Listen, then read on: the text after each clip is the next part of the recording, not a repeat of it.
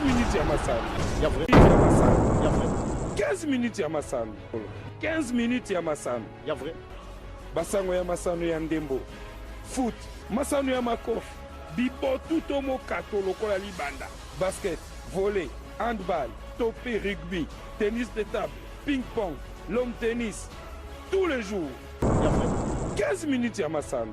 Mbote na bino banso ba de kwanda 15 minutes ya masano pe boye obola mon édition na biso ya mukoma lelo. Pour l'édition mukoma lelo ba de 15 minutes ya masano to ko ba batali bongo 4e édition ya championnat national U17 otek bongo ko sila lobi muleki awa. To ko le ba biteni nini to ko le la bongo phase finale ba demi finale pe finale okutani saki bongo bilombe bazaki bongo makasi ya kolonga baninga pa ko matini sika oyo bango bakomi wana. 15 minutes ya masano. Ya vrai. Jamais ezala, jamais salama na TV moko awa na leo. Bongo to fonga sango na biso mukoma lelo bandokanda 15 minutes ya masano pona ko talisa bino ete ba demi finale oyo ya 4e édition ya championnat national U17 et betamaki bongo o mukoma poso moleki to pe samedi 29 juillet 2023 na terrain ya Asosa. Esengi ko yoba ete l'équipe minende e komaki bongo na demi finale bokutana ya bokutana tsaki bongo Mazembe na Walungu, Mazembe ya Congo Central pe Walungu ya Sud Kivu bakabona ki bongo na mingete mbale na moto na moto ndesima séance ba tir au but Mazembe akwa ki bongo na mingete misato na minei liboso ya Walungu ya Sud Kivu bokutana ya bale kutana tsaki bongo équipe ya Trakam ya Congo Central na Ujana yenga mukondi Kinshasa pa yuapi Ujana kwa ki bongo liboso ya Trakam na mingete mbale na misato. 15 minutes ya masano. Ya vrai. Jamais ezala, jamais salama na TV moko awa na leo. Thème ya 4e édition du championnat national U17 ezala ki bongo non à la tricherie d'âge et puis qui sami bongo koko sana mi matali bongo mbula ya bana pa ko sunga bango ba ko koba malamu na mbi matali bongo lisano ya ndembo ndipo na kopesa pole na makambo nyonso wana pe ko ba mingi ba championnat pe ba tournoi bilenge président ya cercle football ya Kasavu Patrick Chimangande achaki mukota na makambo wana volanda yango na ba image oyo ezali ko ekaliboso ya bino eloko liboso ngai kamusinga ite bana na biso oyo lobi to na ko minimiser ba komi ko pesa spectacle kitoko na Tanzania omoni ndenge terrain ezingamaki na bato télé pour na kotala match ndenge bazokumisa ba équipe oyo ezalaki na bandaki kobeta esengo na ngai ezali ke eloko oyo esami lelo ekokomisa nde yango mpe na bandaki kosenga bakonzi na biso parce que omoni championnat national U17 ezobetama mais bana bango moko bayebi yango te na kosenga bango ke na mbala nsima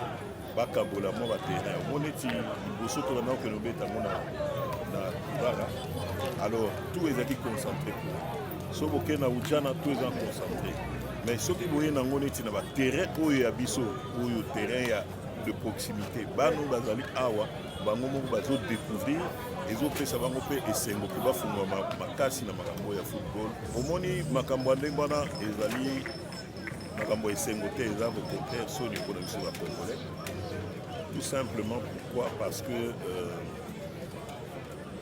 l'état na biso a négligé un peu makambo etali état civil ya kodélivrer acte de naissance parce que normalement il fallait mwana soki aye okota na école de foot aya na acte de naissance na ye mpo bamona vrai âge na ye parce que oyo tozosala lelo bato ya bamboka misusu bazolinga koya kozwa bana oyo bayebi kobeta ndembo na mboka na biso mais baza se retrouver deux fois réticent parce que soki Congo akomi kobima ole batia bana oyo bazali korespecte tranche d'âge na bango baza koya na bango bana oyo basi alekisa bambula akomi na 21 ans 20 ans azokende okota makambo ya bana ya ba 17 ans eza normal te alors thème wana ngai na soutenir yango depuis toujours parce que nga moko mpe à certains moments équipe na ngai ezalaki victime ya makambo wana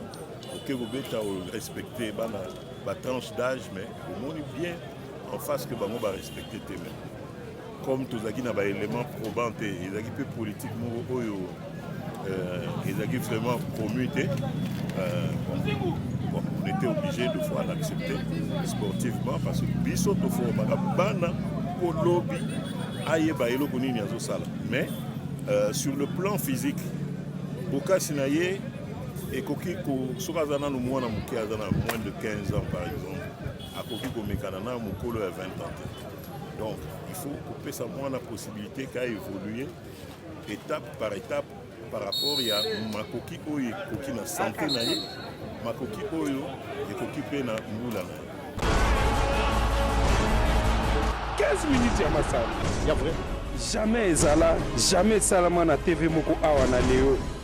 Tout comme matali bongo demi-finale ya championnat national U17 poto koma sika na finale oyo bato banso bazaki bongo kozele singeli koyeba ete suka ya manso na mami matali bongo bosukisa ya 4e édition ya championnat national U17 et salemaki bongo na terrain GD Alemba omoko moyambo ya poso etozali tope lundi 31 juillet 2023. Et singeli koyeba ete finale emimaki bongo na bozali samia directeur technique national Médard Lusadi Subasilwa pe ya opérateur ya football de jeunes.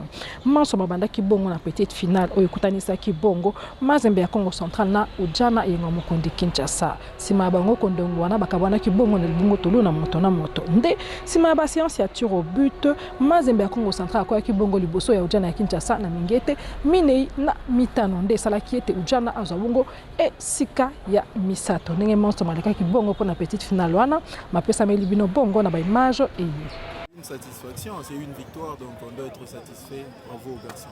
C'était très dur avec le changement de terrain, parce que au sable, mes garçons n'arrivent pas à progresser ou à développer leur jeu.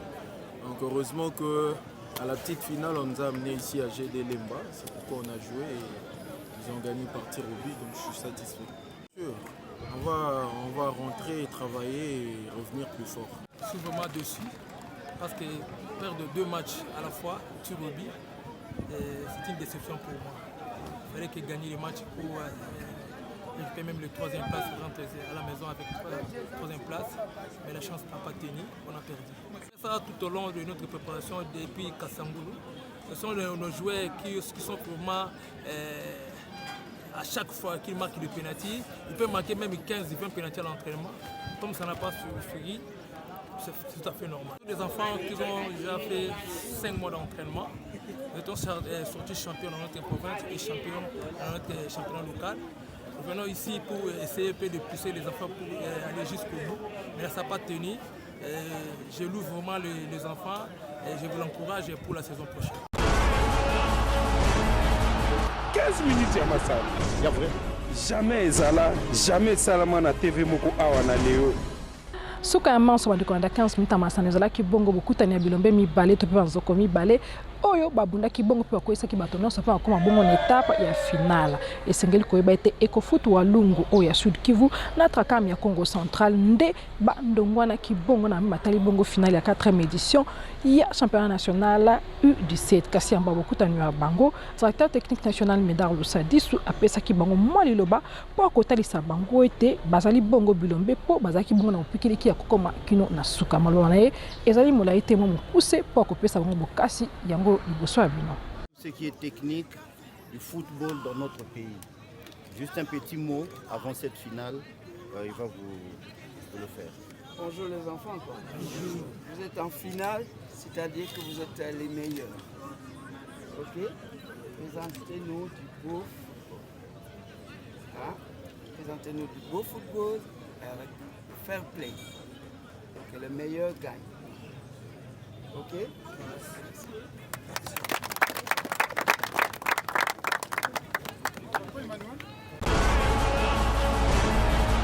15 minutes à Massal, il y a vrai.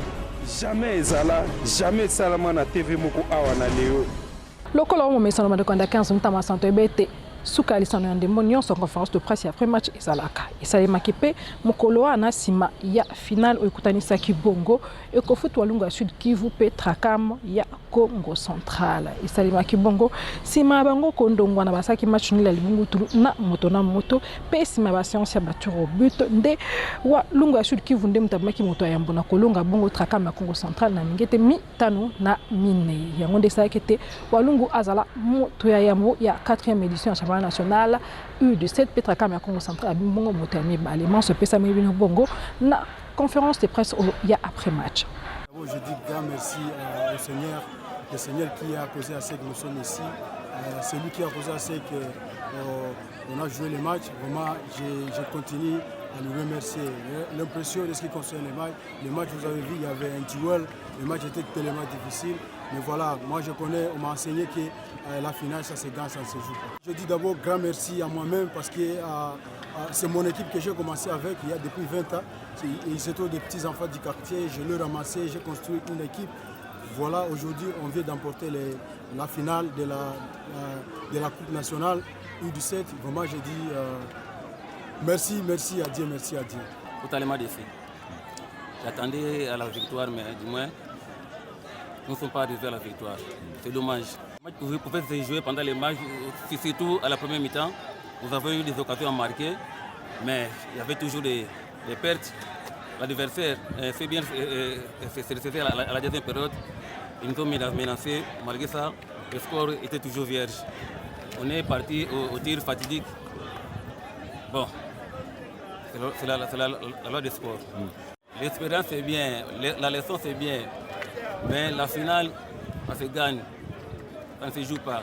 Donc je suis totalement déçu. 15 minutes ya masano. Ya vrai. Jamais ezala, jamais salama na TV moko awa na leo.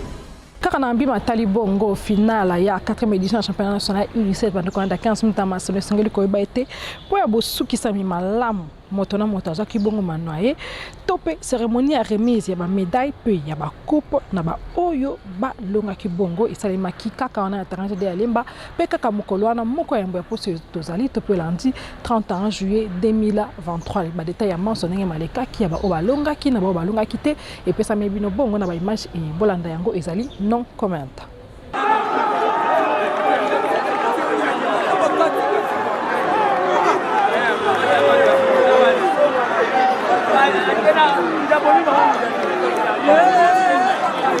Nous avons remporté la coupe et nous espérons que la fois prochaine on va remporter la coupe d'Afrique. Nous disons merci, le président est là et le staff est là.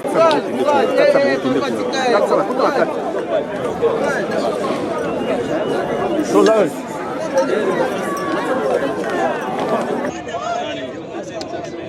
a fait la séance de pénalty,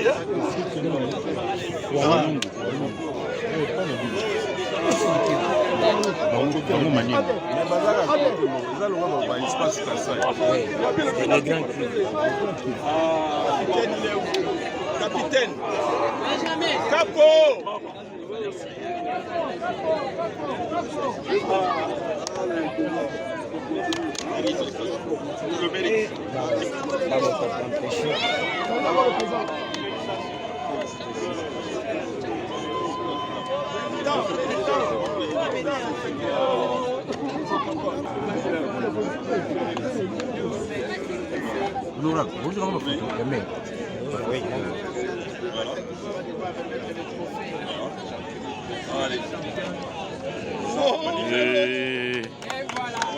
Kende, je sais pas ça, c'est fini. On est ici aussi, c'est ici devant.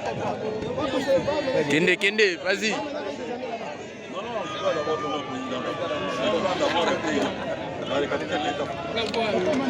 Oui. Donc là, on revient au site qui vous. L'année dernière, c'était Ligue de cette fois-ci, c'est Wallonie. Donc la coupe. C'est comment on le fait. C'est comment on le fait. Allez. Donc tu prends. Allez, tu le fais monter. C'était toujours tu le fais monter. Ouais, là, championnat national, ça part. Voilà. C'est deux choses différentes. Voilà. Allez. Mon ami. Allez.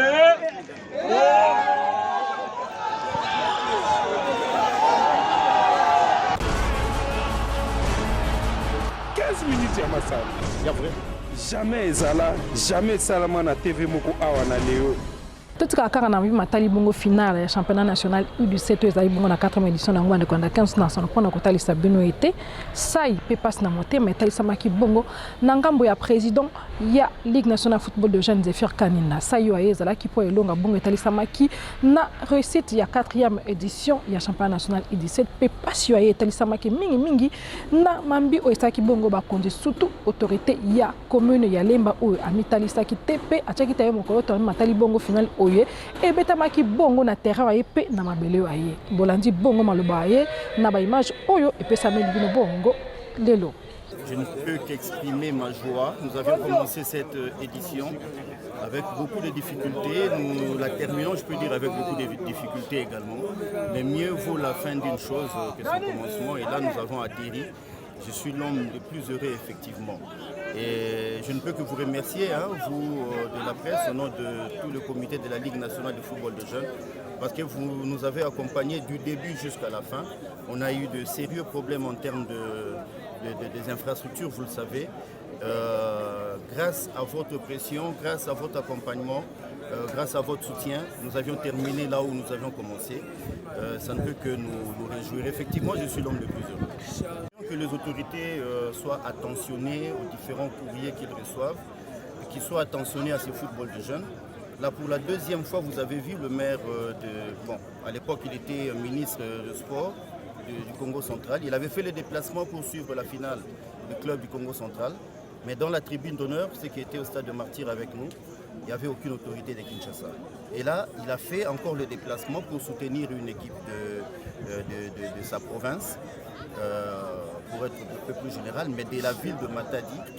Et je n'ai pas vu, même pas le bourgmestre de la commune de Lemba où nous sommes. Je m'excuse de le dire comme ça. J'ai vu toutes les autorités du Sud qui ont accompagné l'équipe qui a joué la finale. Donc les autorités de Kinshasa, le siège des institutions là où nous sommes, puissent être attentionnées. On a connu des problèmes des infrastructures, on l'a dit.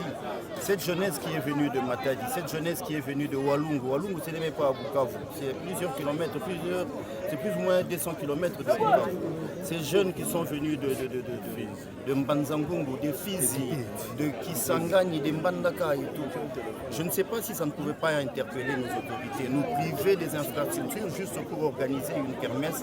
C'était une insulte vis-à-vis de cette jeunesse. Ben aujourd'hui, je crois que pour répondre directement à votre question, il faudrait que les autorités qui pensent soutenir la jeunesse puissent vraiment soutenir cette jeunesse. Ça, c'est ce que je peux dire par rapport à votre question. J'ai aimé, il a été rappelé rapidement, son point de vue pendant les deux matchs qui se sont joués aujourd'hui. Il a été émerveillé par d'abord l'âge que les enfants qui sont arrivés ici. Je crois que vous partagerez avec moi que les différentes équipes ont fourni des efforts pour nous amener de jeunes de la catégorie. On n'a pas eu trop de soucis sur ce point-là. Et deuxièmement, nous avons un effectif pour notre U17, ça ce sont les dires de notre directeur technique national, de joueurs qui sortent de toutes les provinces pratiquement. Il y a des joueurs qui sont de Kinshasa, mais la plupart des joueurs retenus par les différents détecteurs qui sont ici sont des joueurs de l'intérieur. Ce qui prouve à suffisance qu'il y a une montée en force du côté de l'intérieur. L'équipe de Trakam qui a perdu aujourd'hui en finale a marqué 17 buts pendant cette compétition, il n'en a encaissé que 2. Ça prouve à suffisance qu'au niveau de l'attaque de cette formation, il y a un plus. L'équipe de Mazembe du Congo central nous a amené à un niveau de football qui a été apprécié par tout le monde. Et là, je citerai aussi l'équipe de la province orientale, Elikia de Kisangani. Bref, le niveau technique était haut, ce qui ne peut que nous en réjouir.